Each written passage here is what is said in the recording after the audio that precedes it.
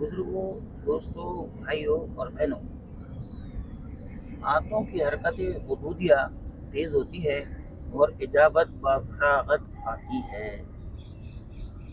इंशाअल्लाह ताला आखिर तक इसको सुनेंगे और बार बार सुनने का हक अदा करेंगे तो अल्लाह पाक आपको इस पर अमल करने की तौफीक भी अता फरमा देंगे।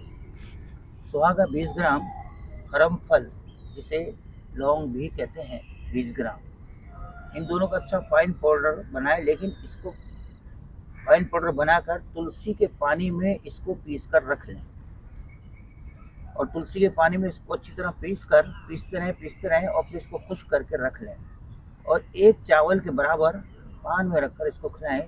इंशाअल्लाह ताला बेइंतहा फ़ायदा होगा। इसको बनाने से पहले अपने इलाके के मुस्तनद तबीब से, मुआलिज से और अपने इलाके के अच्छे पंसारी से इस पर मशवरा कर इसको बनाइए। एक नंबर असली और ताज़ा अद्वियात का इस्तेमाल करें, इंशाअल्लाह ताला बेइंतहा फ़ायदा होगा।